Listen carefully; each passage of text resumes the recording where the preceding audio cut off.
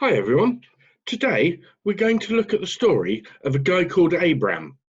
We're going to see how God called him and how he obeyed God's call. Abram and his brothers Nahor and Haran were born in a place called which is now part of southern Iraq. All the brothers got married and had children except Abram.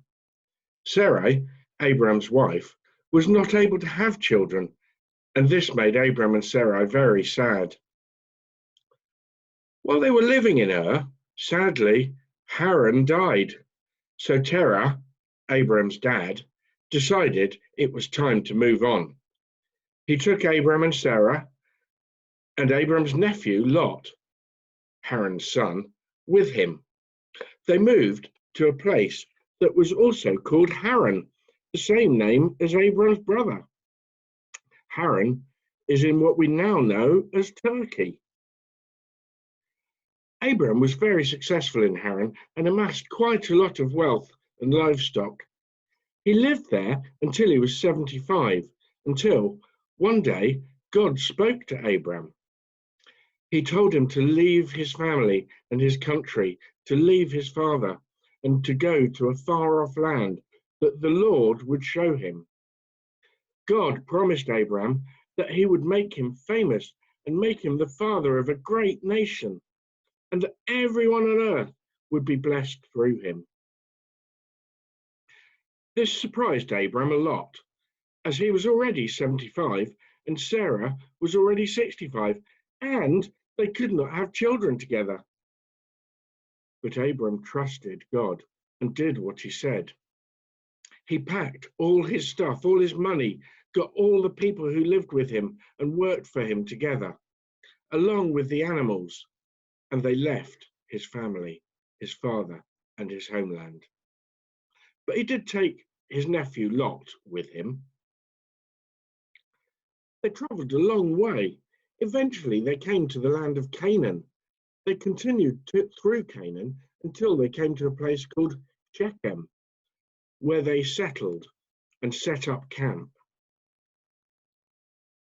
Not surprisingly, the land was inhabited by Canaanites, so Abram and his household did not build any houses. They didn't build a big town, but they continued to live in tents. This was because there were foreigners in the land. They were only there because God told Abram to go there, and they were living there because of Abram's faith in God. Once they were settled, God once again spoke to Abram and repeated his promise. God told him that this was the land that his descendants would inherit. But you see, the land had not been given to Abram yet. It was for his descendants, not for him, and their inheritance was in God's time. But Abram and Sarah still had no kids. Sarah and Abram continued to believe in and trust in God.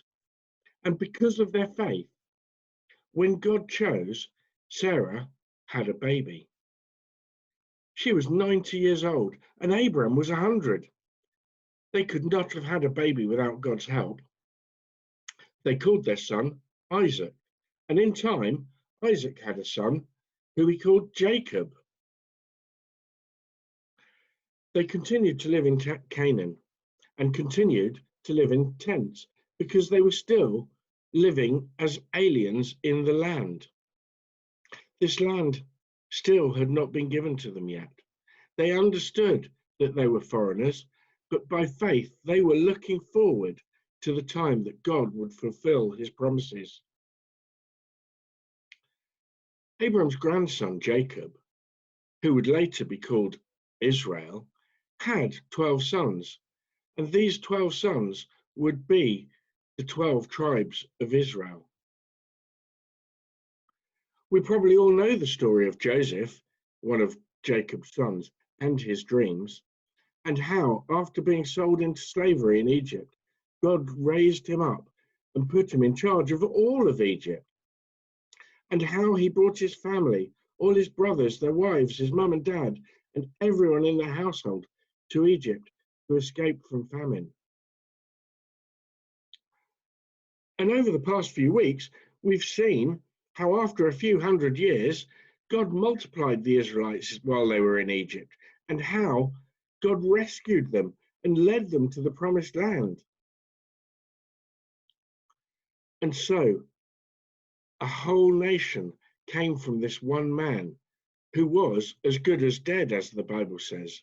A nation with so many people that, like the stars in the sky and the sand on the seashore, there was no way to count them. And that promise still holds good for us today. Through Jesus, we have become part of that promise to bless the whole earth, and the promise that God will give us a land to call our own. Abram, Isaac, and Jacob did not live to see God give their descendants their homeland, but they trusted and looked forward to the time that this would happen. Just as we look forward to the time when we will inherit our heavenly homeland. But until that day, we live by faith as foreigners on this earth. Thank you.